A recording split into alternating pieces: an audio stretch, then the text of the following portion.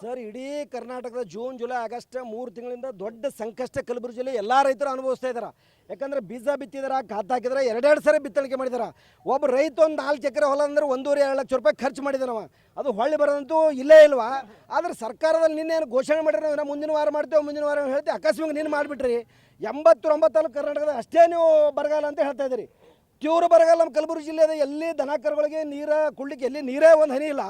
ಎಲ್ಲರೂ ಕಣ್ಣು ಮುಚ್ಚಿ ಕುಳಿತಿದ್ದಾರೆ ಅಂತ ಹೇಳ್ತಾ ಇದ್ದಾರೆ ಅಧಿಕಾರಿಗಳು.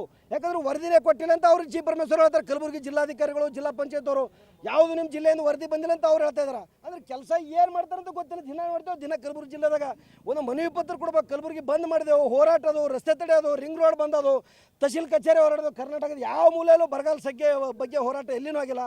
ಕಲಬುರಗಿ ಜಿಲ್ಲೆಯಲ್ಲಿ ದೊಡ್ಡ ಪ್ರಮಾಣ ಬರಗಾಲ ಬಗ್ಗೆ ಹೋರಾಟ ಮಾಡಿದೆವು. ಆದ್ರೆ ಕೈ ಬಿಡ್ತೀರಿ ಈ ಜಿಲ್ಲೆ ಅಂದ್ರೆ ಯಾವ ಥರ ರಾಜಕಾರಣ ಮಾಡ್ತಿದ್ದೀರಿ ನೀವು? ಶಾಸಕರು ಮಂತ್ರಿಗಳು ಏನು ಮಾಡ್ತಾ ಇದ್ದೀರಿ? ನಾವು ಬಹಳಷ್ಟು ರೈತ ವಿರೋಧಿ ನೀವು ಸರ್ಕಾರ ಇಲ್ಲಿ ಕೇಂದ್ರದಾಗ ಮತ್ತು ರಾಜ್ಯದಾಗ ನೀವು ಆಳ್ವಿಕೆ ಮಾಡ್ತಾ ಇದ್ದೀರಿ ಅಂತ ಹೇಳಕ್ಕೆ ನೇರವಾಗಿ ಆರೋಪ ಮಾಡ್ತಿದ್ದಾರೆ.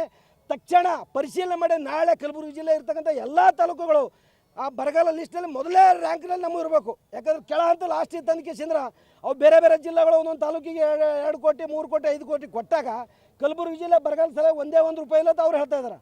ಹೀಗಾಗಿ ಈ ತಾರತಮ್ಯ ನೀತಿ ಕೈಬಿಟ್ಟು ತಕ್ಷಣಕ್ಕೆ ಅಧಿವೇಶನ ಇತ್ತು. ಅಧಿವೇಶನ ಬರೀ ಬಿ ನಾಗೇಂದ್ರ ಬಗ್ಗೆ ಬಿಜೆಪಿ ಅವರು ಚರ್ಚೆ ಮಾಡಿ ಪಾದಯಾತ್ರೆ ಮಾಡಿದಾರ. ಆದ್ರೆ ರೈತರ ಬಗ್ಗೆ ಮಾತಾಡಿರ್ತೇವೆ, ವಿರೋಧ ಪಕ್ಷ ಹೇಳ್ತೇವೆ, ಇಲ್ಲಿರ್ತಕ್ಕಂಥ ರಾಜ್ಯ ಸರ್ಕಾರ ಹೇಳ್ತೇವೆ.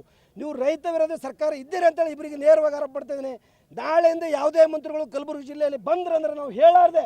ಯಾಕಂದ್ರೆ ಇಲ್ಲಿ ಥರ ಇಂಟಿಮೇಷನ್ ಕೊಡ್ತಾ ಇದ್ದೇವೆ. ಸರ್ಕಾರ ನೀವು ದೊಡ್ಡವರು ಎಲ್ರಿಗೂ ಇಲ್ಲಿ ನೋಡಬೇಕು. ಸಾಯ್ತಾ ಇದ್ದಾರೆ ರೈತರು. ನಿನ್ನೆ ಆಳಂದಲ್ಲಿ 2 ರೈತರು ಆತ್ಮಹತ್ಯೆ ಮಾಡ್ಕೊಂಡಿದ್ದಾರೆ, ಕಣ್ಮುಸ್ ಮತ್ತು ಆಲೂರದಲ್ಲಿ.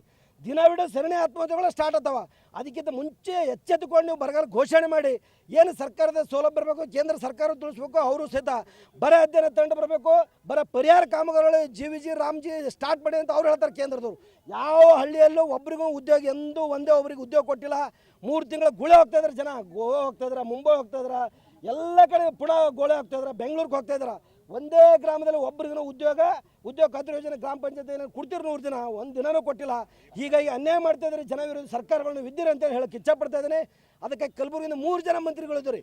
ನೀವು ಇವತ್ತೇ ಎಚ್ಚೆತ್ತುಕೊಂಡು ಇಲ್ಲಿರ್ತಕ್ಕಂಥ DK ಶಿವಕುಮಾರ್ ಆಗಿರಲಿ, ಇಲ್ಲಿರ್ತಕ್ಕಂಥ ಜಿ ಪರಮೇಶ್ವರ್ ಕಂದಾಯ ಸಚಿವರು ಮರುಪರಿಶೀಲನೆ ಮಾಡಿ ನಮ್ಮ ಜಿಲ್ಲೆ ಬರಗಾಲ ಘೋಷಣೆ ಮಾಡೋದ್ರಲ್ಲಿ ಅಪಷ್ಟಾದ್ಯತೆ ಕೊಡಬೇಕಂತೇಳಿ ನಾನು ಹೇಳ್ತಾ ಇಚ್ಛಪಡ್ತೀನಿ. ಮುಂದೆ ಒಂದೇ ಅಕಸ್ಮಾತ್ ಮಾಡಲಿಲ್ಲ ಅಂದರೆ ಕಲಬುರಗಿ ಯಾವುದೇ ಮಂತ್ರಿ ಇರಲಿ, ಸ್ಟೇಟ್ದಿರಲಿ, ಸೆಂಟ್ರಲ್ ಅಂದ್ರೆ ಮಂತ್ರಿಗಳು ಬಂದರೆ ದೊಡ್ಡ ಪ್ರಮಾಣದ ಕಪ್ಪು ಪಟ್ಟಿ ಪ್ರದರ್ಶನ ಮಾಡ್ತೇವೆ, ರಸ್ತೆ ತಡೆ ಮಾಡ್ತೇವೆ, ಮುತ್ತಿಗೆ ಹಾಕ್ತೇವೆ, ಘೇರಾವ್ ಹಾಕ್ತೇವೆ, ಪಿಕೆಟಿಂಗ್ ಮಾಡೋದು ಅನಿವಾರ್ಯ ಅಂತ ಹೇಳಕ್ಕೆ ಇಚ್ಛಪಡ್ತಾ ಇದ್ದೀನಿ ಸರ್. ಆ ಮುಂದಾಗ ಅನಾಹುತಕ್ಕೆ ನೇರವಾಗಿ ಸರ್ಕಾರನೇ ಹೊಣ ಅಂತಂದು ಹೇಳಕ್ಕೆ ಇಚ್ಛಪಡ್ತಾ ಇದ್ದೀನಿ ಸರ್.